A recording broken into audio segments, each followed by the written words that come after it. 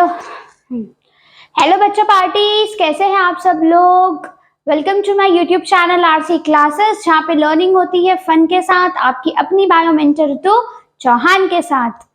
पिछले last lecture में हमने कार्बोहाइड्रेट का एब्जॉर्प्शन देख लिया था कि कैसे होता है। आज के लेक्चर में हमें क्या देखना है, फैट का एब्जॉर्प्शन। ठीक है, तो हम शुरू करते हैं हमारा आज का लेक्चर। तो आज हम देखेंगे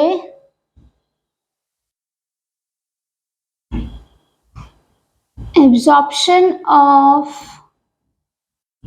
फैट। चलो, क्या फैट का एब्जॉर्प्शन ऐसे ही हो जाता है? नहीं, देखो फैट को हमने किस चीज में डाइजेस्ट किया था, लाइपेज की हेल्प से। हमने फैट को किस में डाइजेस्ट ब्रेक डाउन किया था? तो फैट को हमने तोड़ा था फैटी एसिड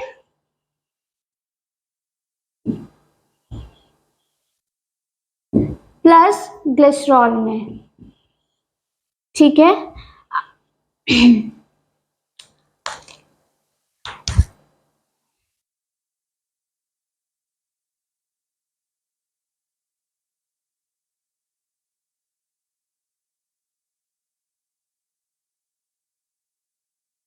ठीक है, ये हो गए हमारे एंटेरोसाइट। ठीक है, जहां आपको क्या, इसको थोड़ा सा बड़ा कर लेते हैं। ठीक है, दिस इज आवर एंटेरोसाइट, जहां पे आपको क्या पहुंचाना है, फैट को। आया समझ में?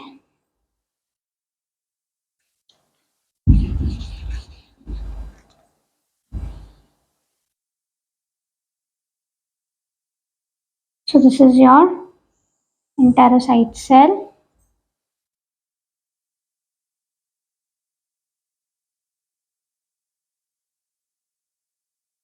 चलो अब देखो,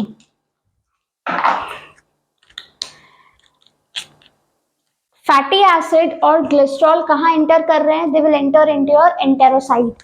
अब देखो क्या होता है, जैसे ही फैटी एसिड और ग्लिसरॉल एंटर करेंगे एंटेरोसाइट में, तो क्या होगा? देखो, सिंपल डिफ्यूजन होता है फैट के एब्जॉर्प्शन में। कोई आपको एनर्जी वगैरह या इन चीजों की जरूरत नहीं पड़ती, लेकिन जैसे ही आपका फैटी एसिड और ग्लिसरॉल एंटर करता है इनटू एंटेरोसाइट, तो फैटी एसिड और ग्लिसरॉल जो है वो मिलके क्या बना लेते हैं, ट्राइग्लिसराइड वापस से।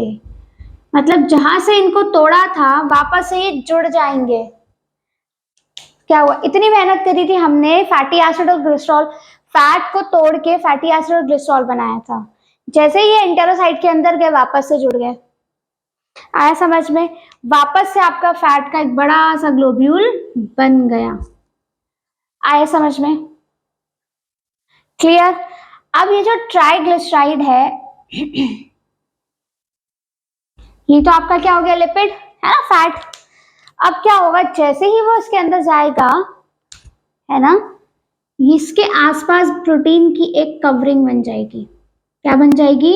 आपके प्रोटीन की एक कवरिंग, या इसको ऐसे रहने दो, प्रोटीन की एक कवरिंग बन जाएगी। आया समझ में? ये क्या है, प्रोटीन की एक कवरिंग है, और इसे हम क्या बोलेंगे, देखो, दिस इज योर लिपिड और दिस इज योर प्रोटीन। तो प्रोटीन, फैट है, लिपिड है, लिपिड के आसपास आपके प्रोटीन की कवरिंग हो गई, तो ये क्या हो गया आपका, lipoprotein. This is your lipoprotein. आया समझ में? ये आपका क्या है, लिपोप्रोटीन। और इस लिपोप्रोटीन को हम क्या बोलते हैं, काइलोमिक्रियन। आया समझ में? इस लिपोप्रोटीन को आप क्या बोलते हो, काइलोमिक्रियन। मतलब जो आपका फैट है, देखो फैट जो है, सिंपल चीज हुई, क्या हुई, जैसे ही आपका फैट जो था जिसको आपने इतनी मेहनत से तोड़ा, जैसे ही वो एंटेरोसाइट के अंदर एंटर हुआ, तो ये क्या हो गया, इसके आसपास एक प्रोटीन की कवरिंग हो गई। इस प्रोटीन, देखो पहले तो वो जुड़ के इन्होंने वापस से ट्राइग्लिसराइड बनाया। अब इस ट्राइग्लिसराइड के आसपास प्रोटीन की एक कवरिंग बन गई, जिसे आपने क्या बोला, लिपोप्रोटीन या फिर काइलोमिक्रॉन। आया समझ में? अब ये जो लिपोप्रोटीन है, अब मुझे ये बताओ, ये लिम्फ वेसल है या आपकी ब्लड वेसल है? कहाँ जाएगा ये? ब्लड वेसल में या लिम्फ वेसल में? मैंने आपको बताया था कि देखो, क्योंकि पहले तो ये छोटे छोटे ग्लोब्यूल थे, टूट के अभी जुड़ चुका है, तो फैट एक बड़ा ग्लोब्यूल है, और हमारे ब्लड वेसल में पोर्स होते हैं छोटे छोटे, तो ये क्या है? आपकी लिम्फ वेसल। और हमने इंटेस्टाइन में लिम्फ वेसल का क्या नाम दिया था? लैक्टील। याद हो आपको? तो दिस इज योर लैक्टील। आया समझ में? अब ये जो लैक्टील है, ये क्या करेगा? एक्सोसाइटोसिस। क्या करेगा? एक्सोसाइटोसिस। एक्सोसाइटोसिस आपको पता ही है, किसी चीज को जब आप सेल से बाहर भेज रहे हो, दैट इज योर एक्सोसाइटोसिस। और एक्सोसाइटोसिस करके हमारा जो ये काइलोमिक्रॉन है, ये कहाँ एब्जॉर्ब हो जाएगा? Into your lacteal, your lymph vessel. Lymph vessel या फिर लैक्टील में यह हो गया आपका एब्जॉर्ब। आया समझ में? क्लियर? क्लियर? नेक्स्ट, ये तो यहाँ एब्जॉर्ब हो गया भाई लैक्टील में, so that was your absorption of fat. आया समझ में? तो यहाँ पे हमारा एब्जॉर्प्शन टॉपिक जो है खत्म हो चुका है। अब हम पढ़ेंगे एसिमिलेशन। क्या पढ़ने वाले हैं अब हम? एसिमिलेशन।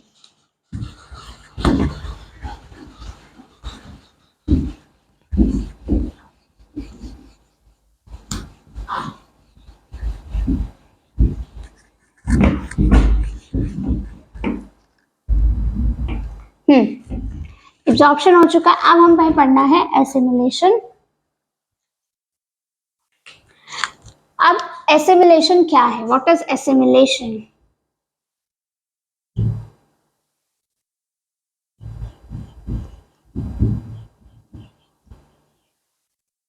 देखो,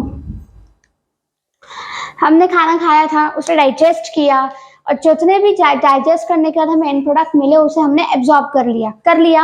अब क्योंकि हमने पूरी प्रोसेस करी ही क्यों है? खाना हमने खाया, उसे डाइजेस्ट किया, एब्जॉर्ब किया, क्यों? एनर्जी के लिए।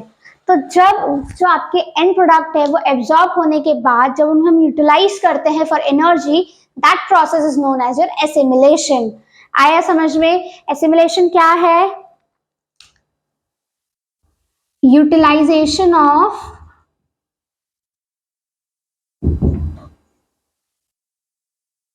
end products for energy। Energy के लिए हम जब एंड प्रोडक्ट को यूटिलाइज कर रहे हैं, then that process is known as your assimilation, है ना? एब्जॉर्ब होने के बाद सारे एंड प्रोडक्ट सब अपने अपने ऑर्गन्स, जिनको जो चाहिए ऑर्गन्स के पास जाएंगे, और वहां पे आपकी एनर्जी का यूटिलाइजेशन हो जाएगा। क्लियर? आया समझ में? अच्छा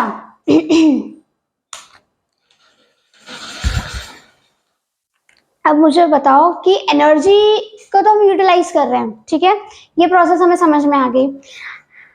आपके एनसीईआरटी में एक येलो कलर के, मतलब एक बॉक्स में जो येलो कलर का शेडेड होगा, उसमें एनर्जी के बारे में आपको इंफॉर्मेशन दी है, कैलोरीफिक वैल्यूज दी है। तो हम पहले वो देखते हैं। देखो, दो तरीके की आपकी कैलोरीफिक वैल्यूज होती हैं। पहले मैं टर्म लिखती हूँ, फिर हम उसे एक एक करके समझेंगे। पहली है आपकी gross calorific value.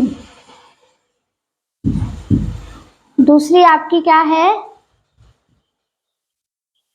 Physiological calorific value. भाई अब ये दोनों वैल्यूज क्या है?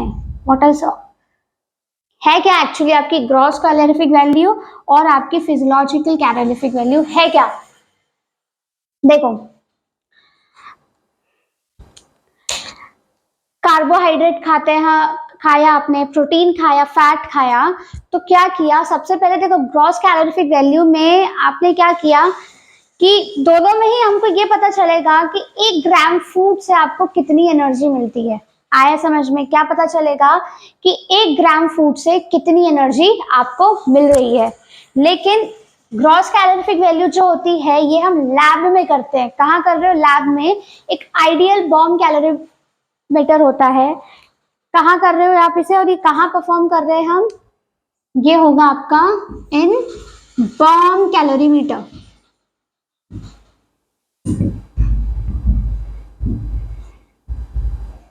बॉम्ब कैलोरीमीटर आया समझ में? लैब में आपने क्या किया भाई, देखा कि कार्बोहाइड्रेट को आपने 1 ग्राम फूड को बर्न किया, तो हमने ये देखा कि उससे हमें कितनी एनर्जी मिल रही है। तो ये हमने कहाँ करा? बॉम्ब कैलोरीमीटर में। फिजियोलॉजिकल कैलोरिक वैल्यू कहाँ मिलेगी हमें? ह्यूमन बॉडी में। कि ह्यूमन बॉडी में जब आप डाइजेशन एब्जॉर्प्शन के बाद क्या कर रहे हो, उस 1 ग्राम फूड को जब आप उसको एनर्जी में कन्वर्ट कर दो, तो उस 1 ग्राम फूड से आपको बॉडी में कितनी एनर्जी मिलती है, that is your physiological calorific value. आए समझ में? तो दोनों ही क्या है, दोनों की आप डेफिनेशन लिखो, दोनों की डेफिनेशन सेम है, बस डिफरेंस क्या आएगा? Energy produce from 1 gram food in bomb calorimeter. यहां क्या हो जाएगा? Energy produce from 1 gram food in human body in bomb calorimeter. जब 1 ग्राम फूड एनर्जी आपकी ह्यूमन बॉडी में मिल रही है, that is of physiological calorific value. जब वही एनर्जी बॉम्ब कैलोरी मीटर से मिल रही है हमें 1 ग्राम फूड से, तो वो क्या हो गई? Cross calorific value. आया समझ में दोनों टर्म्स? अब हम देखते हैं कि हमें कितनी कितनी एनर्जी मिली। ठीक है,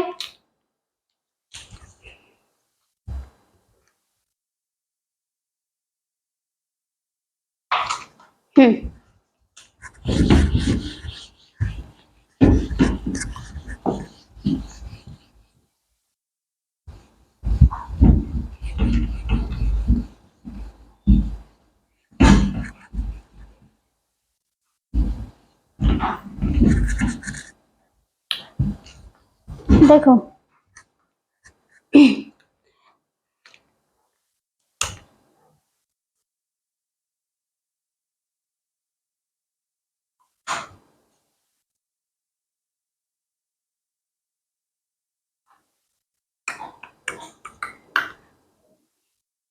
gross calorific value, physiological calorific value. ठीक है,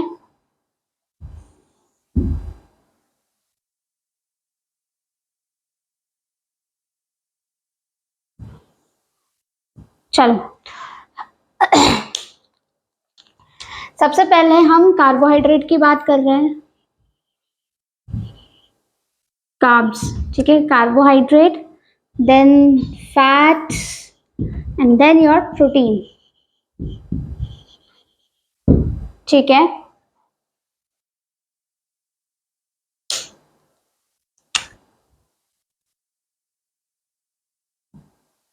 ठीक है। अब चाहो तो टेबल फॉर्म में भी बना सकते हो, you can write in the form of table.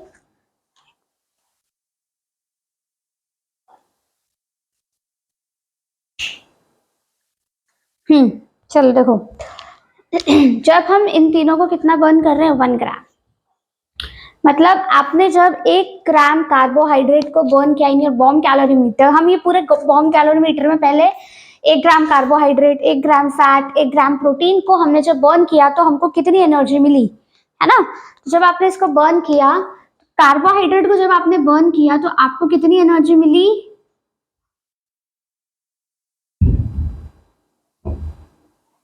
4.6। Clear? जब आपने कार्बोहाइड्रेट को बर्न किया तो आपको 4.6 किलो कैलोरी मिली। आया समझ में? जब आपने फैट को बर्न किया तो आपको कितनी मिली? 9.45 किलो कैलोरीज मिली। जब आपने प्रोटीन को बर्न किया तो 1 ग्राम प्रोटीन को जब हमने बर्न किया तो हमें कितनी मिली? 5.65 किलो कैलोरीज मिली।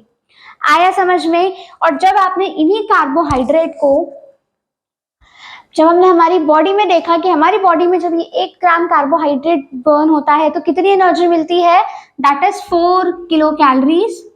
फैट और आपको प्रोटीन के लिए भी कितनी मिलेगी, 4 किलो कैलोरीज। सब किलो कैलोरीज में वैल्यूज है आपकी, आया समझ में। लेकिन फैट के लिए कितनी मिली थी, 9.1 किलो कैलोरीज। आया समझ में। आप चाहो तो यहाँ भी हम लिख लेते हैं किलो कैलोरीज, किलो कैलोरीज। आया समझ में। देखो वैल्यूज में डिफरेंस क्यों है, क्योंकि बॉम्ब कैलोरीमीटर में जो आपने कंडीशंस रखी थी दैट वाज आइडियल कंडीशंस, तो उसमें आपको ये वैल्यू मिली, क्योंकि ह्यूमन बॉडी हमारी आइडियल नहीं है ना, तो इसलिए हमें इसमें थोड़ी सी फिजियोलॉजिकल वैल्यूज कम मिली है। ज्यादा डिफरेंस नहीं है बट हाँ थोड़ा सा डिफरेंस है इन दी वैल्यूज। आया समझ में। तो ये बहुत इंपॉर्टेंट है, इसमें से क्वेश्चन आता है, ठीक है, कि आपको कौन कौन से एनर्जी 1 ग्राम फूड पे। देखो इसमें क्वेश्चंस कैसा आएगा कि मान लो आपने 1 ग्राम कार्बोहाइड्रेट 1 ग्राम नहीं, मान लो आपने 6 ग्राम कार्बोहाइड्रेट खाया तो आपको कितनी एनर्जी मिलेगी। सिंपल सा मैथ्स है। 1 ग्राम आपने 6 ग्राम खाया है तो आपको कितनी एनर्जी मिलेगी। 1 ग्राम से आपको जो वो पूछे, सपोज अगर वो आपसे फिजियोलॉजिकल पूछ रहे कि अगर आपने 6 ग्राम खाया तो फिजियोलॉजिकल कैलोरीफिक वैल्यू कितनी होगी, है ना। तो जब आपने 6 ग्राम खाया है, 1 ग्राम में तो आपको कितनी मिल रही थी, 4, है ना। 1 ग्राम में अगर आपको 4 मिल रही है तो 6 ग्राम में कितनी मिलेगी, 6 × 4, 6 4 जा 24, 24 किलो कैलोरीज मिलेगी। आया समझ में। अगर मैं आपसे पूछूं कि आपने अगर मान लो 3 ग्राम फैट खाया है तो कितनी एनर्जी मिलेगी।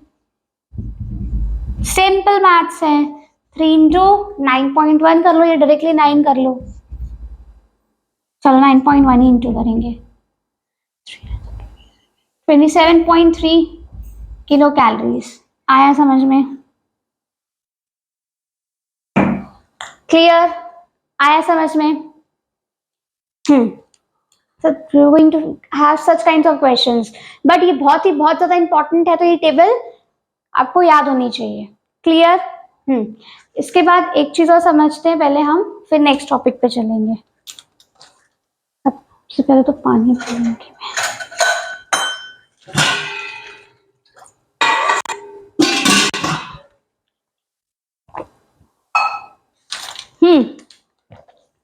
देखो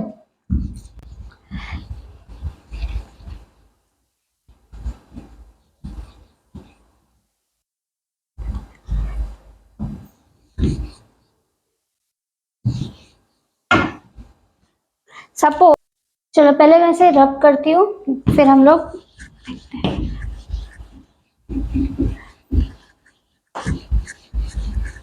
चलो एक क्वेश्चन है, टेल मी, फिर हम आगे बढ़ेंगे। मान लो ये एक इंसान है, ठीक है, दिस इज अ ह्यूमन। अब ये जो ह्यूमन है ये किस पे है, हंगर स्ट्राइक पे।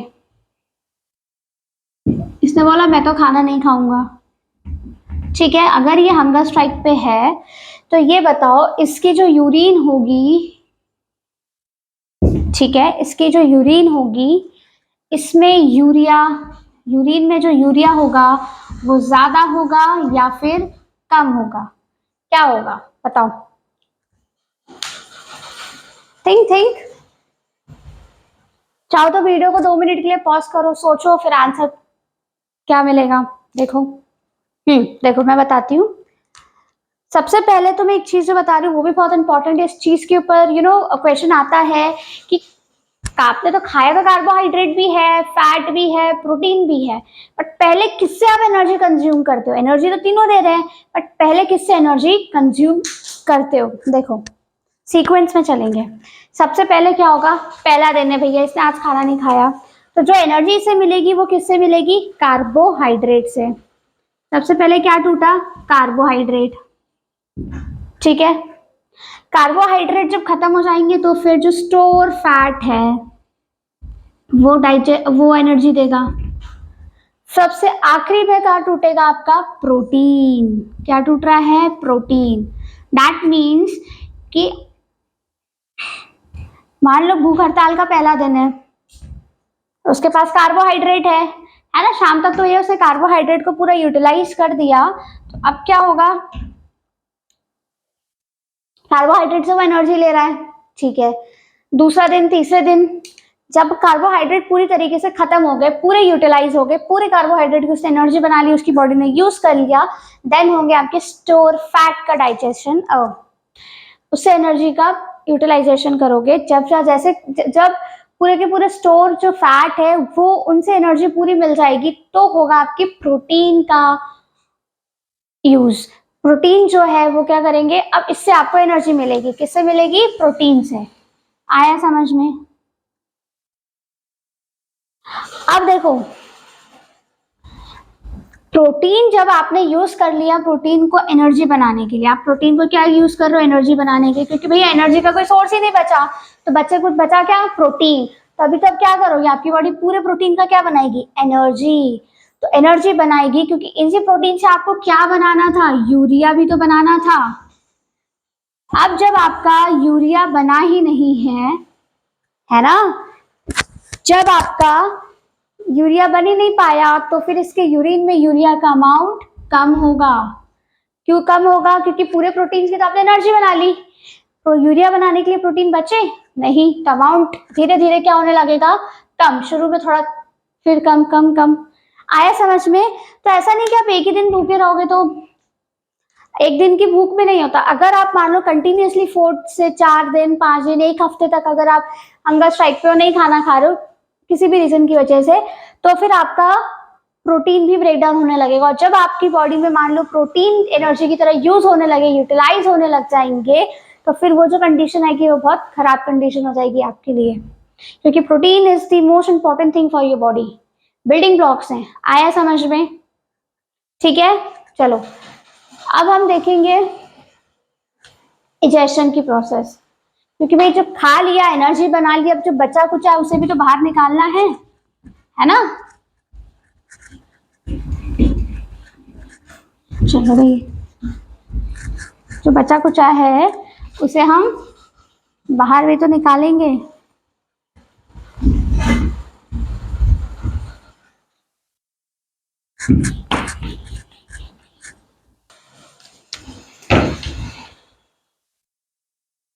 इजेशन,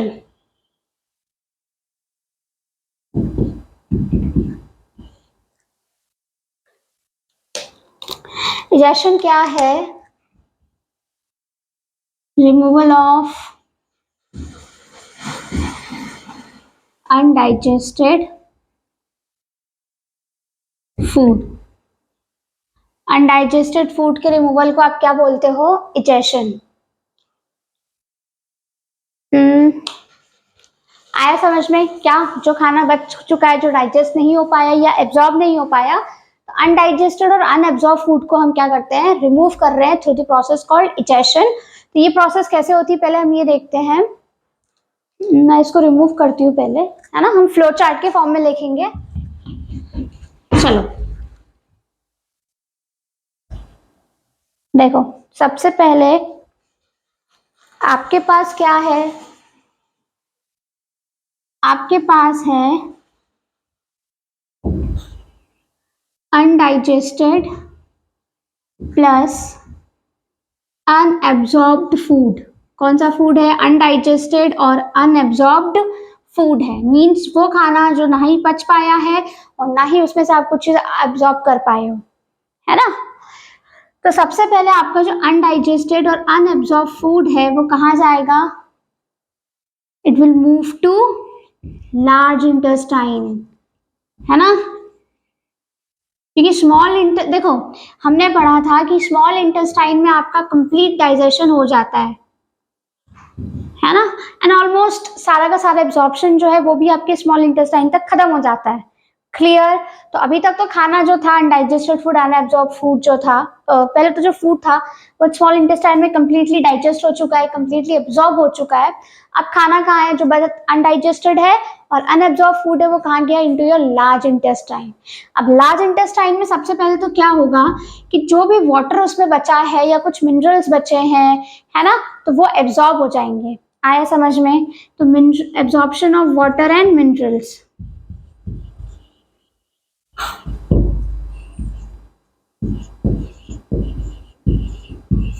वाटर मिनरल्स, है ना, ये जो बची हुई चीजें इनका भी यहाँ पे एब्जॉर्प्शन हो जाएगा। अब एब्जॉर्प्शन के बाद ये कहाँ जाएंगे, they will move to rectum, move to rectum, या फिर they will store into your rectum. ठीक है, कहाँ गए भैया, ये रेक्टम के पास चलेगा। आया समझ में, क्योंकि पानी वानी सब निकल चुका है, अब ये धीरे धीरे करके कहाँ स्टोर होने लगेंगे, दे will store into your rectum. Clear, rectum में स्टोर हो जाएंगे। अब जो रेक्टम है धीरे धीरे जब जैसे देखो मैं यहाँ बनाती हूँ डायग्राम,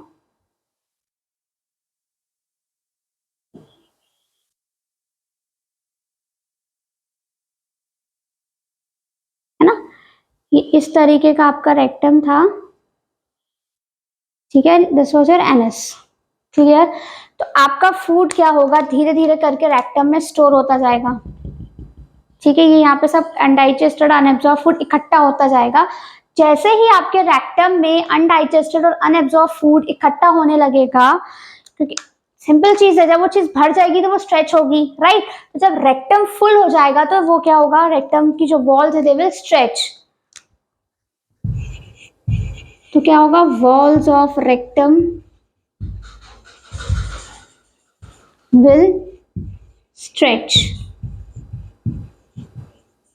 अब भाई वॉल्स हो गई स्ट्रेच, इसके बाद क्या होगा, मैं इसको रिमूव करके फिर लिख रही हूँ, तो आप चाहो तो इसका स्क्रीनशॉट ले सकते हो, इसके बाद ही आपको कंटिन्यू करना है। ठीक है, तो अभी तक क्या हो गया,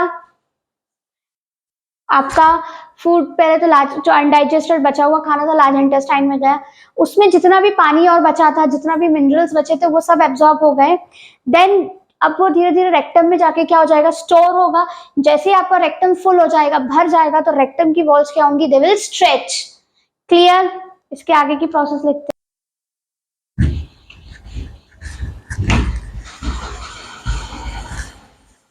ठीक है,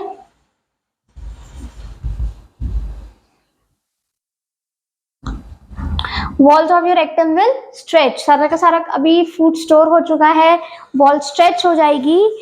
तो क्या होगा, तो जो देखो पहले मैं आपको समझाती हूँ, फिर हम फ्लो चार्ट के फॉर्मूले से यहाँ से लिखेंगे। क्या होगा कि जैसे इसकी वॉल स्ट्रेच करेंगी तो सिग्नल कहाँ जाएगा, आपके सेंट्रल नर्वस सिस्टम के पास, सीएनएस के पास। सीएनएस के पास रेक्टम से क्या जाएगा कि वो मैं भर चुका हूँ, है ना। सिग्नल क्या जाएगा कि भैया हम भर चुके हैं, हमारी वॉल स्ट्रेच हो रही है, नाउ इट्स टाइम की फूड जो है वो बाहर, जो अनडाइजेस्टेड फूड बचा है वो बाहर आ जाए। आया समझ में, क्योंकि यहाँ पे आपके पास न्यूरॉन्स भी प्रेजेंट है, तो न्यूरॉन सिग्नल लेके जाएंगे सीएनएस के पास, तो फिर सीएनएस क्या करेगा, वापस से जो न्यूरॉन्स है वो सिग्नल भेजेंगे किसको, रेक्टम को। आया समझ में, ये जो सिग्नल आया ये कैसा आया, देखो स्ट्रेच होगा तो क्या होता है कि आपका जो डाइफ्राम है ना, ये दिस इज योर डाइफ्राम। ठीक है, आपको मैंने बताया था ये थोरेसिक और एब्डोमिनल कैविटी को डिफरेंशिएट करता है आपका डाइफ्राम। ठीक है, अभी डाइफ्राम क्या होगा, देखो जैसे ही सीएनएस के पास सिग्नल गया कि रेक्टम जो है, रेक्टम ने सिग्नल भेज दिया कि रेक्टम भर चुका है, अब उसकी वॉल स्ट्रेच हो रही है। ठीक है, अब उसे खाली करना है, तो जैसे ही सिग्नल जाएगा तो सीएनएस क्या करेगा, सीएनएस जो है वो सिग्नल भेजेगा, लेकिन वो क्या करेगा, सबसे पहले क्या करेगा, डाइफ्राम को नीचे करेगा। डाइफ्राम जो है वो आपका लोअर, इट विल नीचे की तरफ आएगा, तो नीचे की तरफ आएगा तो आपके जितने भी नीचे वाले ऑर्गन्स है उन पे प्रेशर पड़ेगा। आया समझ में, तो प्रेशर पड़ेगा, हम बोलते हैं ना कि बहुत जोर का प्रेशर लगा हुआ है ना, प्रेशर आ रहा है, प्रेशर आ रहा है, तो ये वो प्रेशर है जो आएगा। तो जैसे ही प्रेशर आएगा तो फूड जो है अब क्या करेगा, रेक्टम में होगा peristalsis, food will come out, मतलब पहले वो कहाँ जाएगा, इन योर एनएस। आया समझ में, कहाँ जाएगा, आपके एनएस में। क्लियर, तो हम इसे लिख लें, आया समझ में।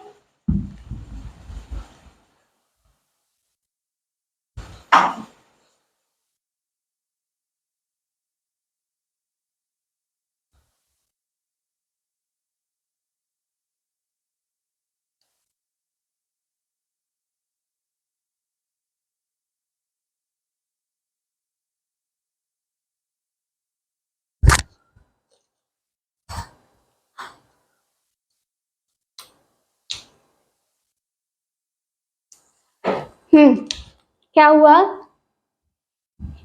अब आप क्या भेजोगे? Stimulus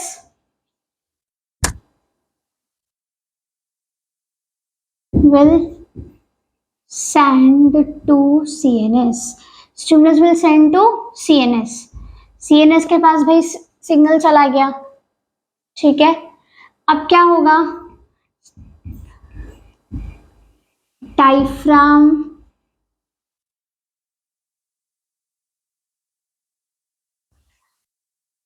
diaphragm will move downwards, नीचे की तरफ मूव करेगा।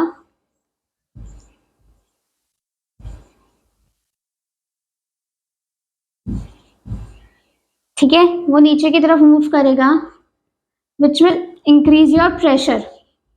इंक्रीजेस प्रेशर, प्रेशर बढ़ेगा। आए समझ में? क्या हो रहा है? प्रेशर बढ़ेगा। बढ़ गया प्रेशर। जैसे ही प्रेशर बढ़ेगा तो रेक्टम में क्या होगा? पेरिस्टालसिस।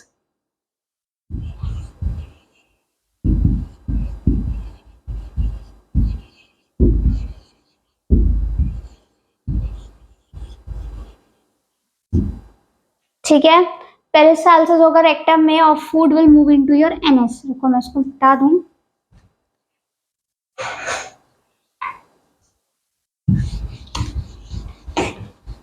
अच्छा, एक मिनट, इसको नीचे लिखने से पहले एक चीज और हम समझते हैं। देखो,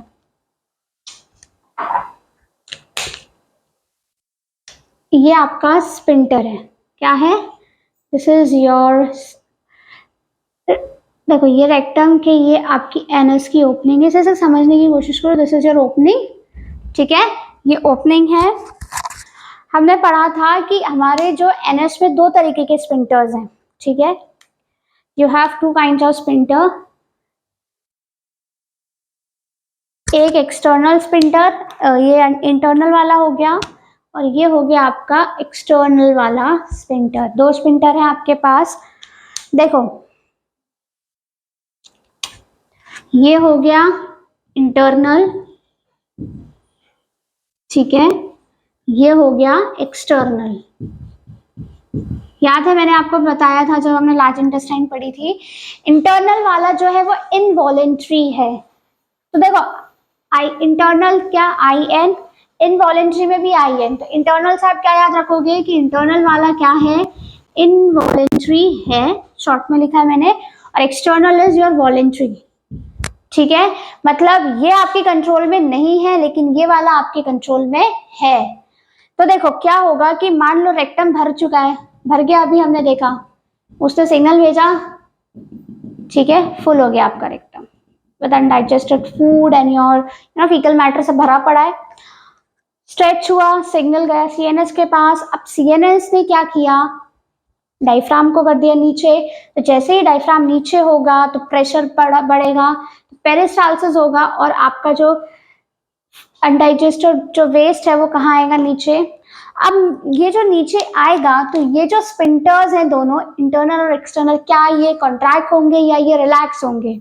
देखो, अगर ये कॉन्ट्रैक्ट होंगे तो ये बंद हो जाएंगे, है ना। तो ये क्या होंगे? रिलैक्स, और ये खुल जाएंगे। तो स्पिंटर क्या होगा?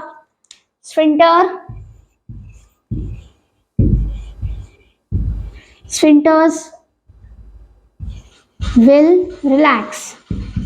How it is going to relax is कि ये वाला जो स्पिंटर है आपका, ये अपने आप खुलेगा, इस पे आपका कंट्रोल ही नहीं है, ये तो अपने आप खुलेगा। इसको आप खोल सकते हो। आया समझ में? तो क्या होगा? ये अपने आप खुल जाएगा, इसे आप खोलोगे। जब स्पिंटर रिलैक्स होंगे तो आपका डिफिकेशन क्या हो जाएगा? Initiation of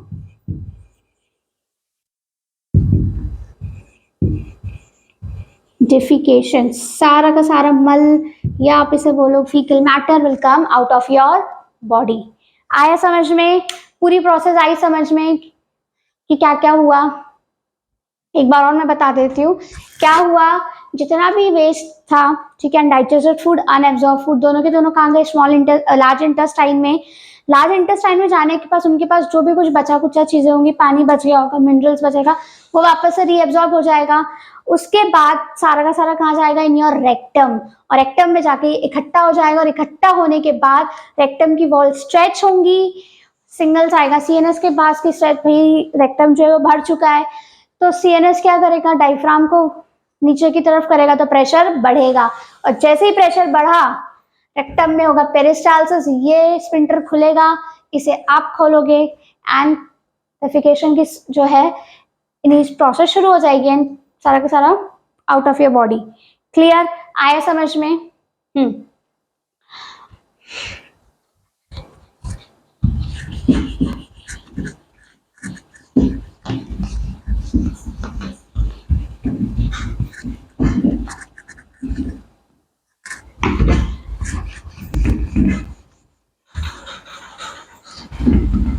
So that's all for today. आज का लेक्चर यही खत्म होता है। बेसिकली तो अभी चैप्टर ऑलमोस्ट खत्म हो चुका है, बस इसमें हमारी 2 चीज बची हुई है और नेक्स्ट लेक्चर में टोटली खत्म हो जाएगा, दैट इज योर हार्मोन्स, है ना, और जो बचा है दैट इज योर डिसऑर्डर्स। ठीक है, ये 2 चीज बची है तो आपका ये चैप्टर खत्म हो जाएगा। तो नेक्स्ट लेक्चर में